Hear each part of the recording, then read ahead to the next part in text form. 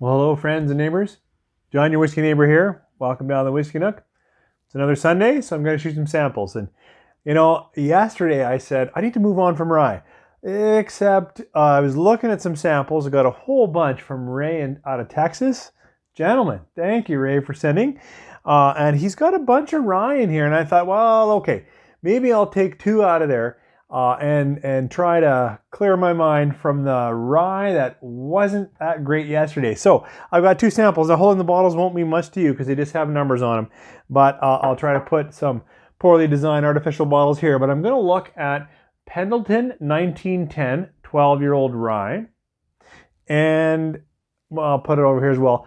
Old Forester, the 100 proof rye. So this will be my thoughts on Pendleton rye and Old Forester Rye. 3, 4.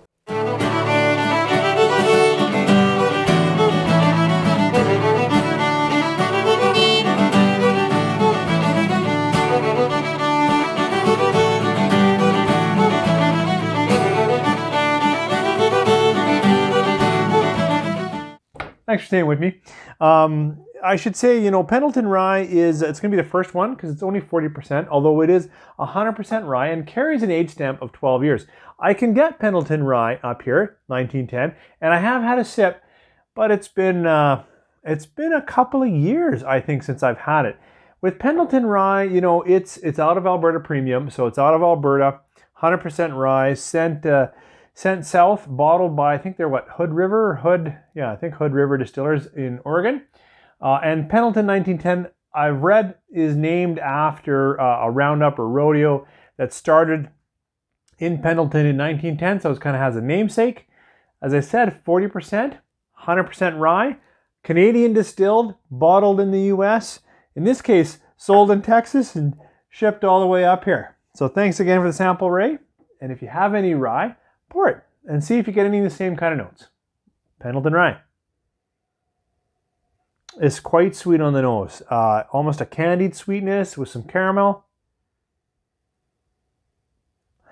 Yeah, could be the power of suggestion, but almost a maple syrup type sweetness, right? So little cooked down sugars, brown sugar,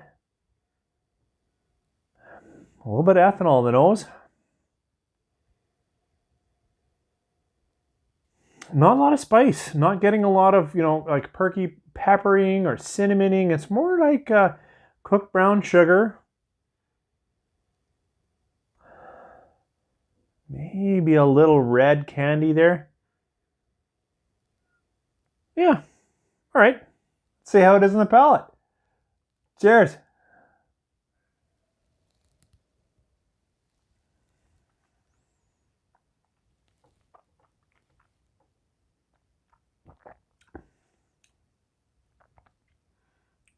Okay, palate for me is sweet. It's funny. It's 100% rye, but it has a bit of a almost a sweet corn or a buttery note to me. So a little buttery, sweet again, brown sugar. There is, unfortunately for me, in the palate, something a little bit artificial. A little bit artificial cola, or like aspartame. Not quite, but like something that just feels a little bit too sweet for what I should be having in my mouth. So it's a little thin, a little sweet, and the spicing is just on the edges. I have to say, I better take another sip.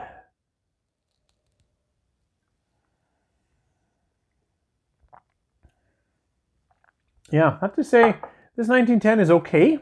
And if you like sweeter whiskey, I think you'd be okay with it. Now that I've had another kind of full sip, really kicked it around. There's a little bit of peppering, which is nice. But it is not as rich as I would like in a rye. It's actually quite thin.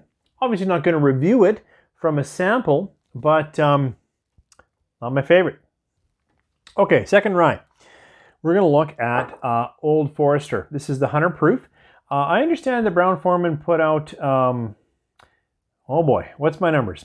65% rye, 20% malted barley, and whatever the balance is, about 15% corn. And I heard the reason why they wanted such a heavy malted barley is to ensure 100% natural fermentation. So that's kind of cool. And Also super cool, Ray, for sending this one and many others. But in this case, I can't get this. And I've heard actually some pretty good thoughts on Old Forester, so I am looking forward to this. See what we get on the nose. Now it's 50% versus the Pendleton I just had at 40, so it should be a stronger experience. We'll see. Much richer nose. This nose interplays between some of those cooked cinnamons that I often talk about off of a cinnamon bun or something. And we get a rich, it's still sweet, but it's got that flowing kind of hard candy crack you can kind of smell in a bakery or near a cinnamon bun, that kind of thing. It's not super strong, but it's got that. But I have to say, this also has already on the nose a little bit of a herbal note or a grass note that I do get with rye. So it is solidly an interplay between those two for me. Sort of a richer cinnamon and a bit of a nice, it's not quite a dill, that's a little sharper, but definitely a little bit of eucalyptus, a little bit of mint, that kind of note on the palate. Cheers.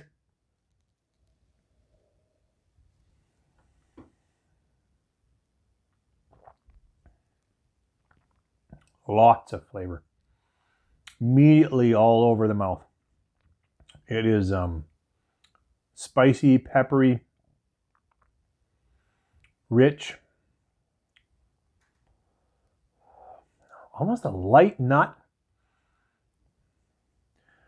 Or in that analogy I was trying to go for on the nose, like now there is a little bit of a breading, like you're eating that tart crust or cinnamon bun piece, right? So there's a little bit of almost a grainy bready.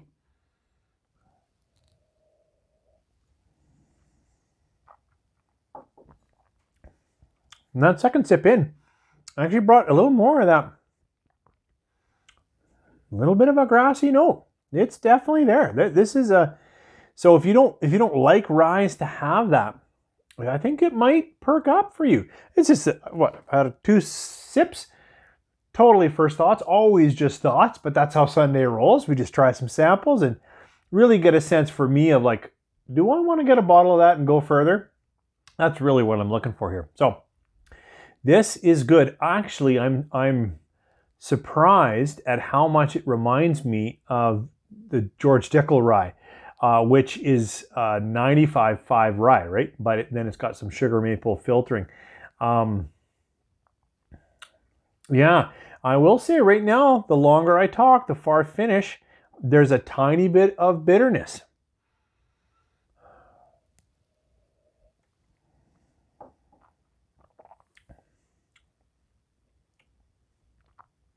Tasty rye though. Tasty rye. If I could get a bottle of that, I would, and explore it further. Again, first thoughts, but it's perked up. For me, the 1910, I think you could tell.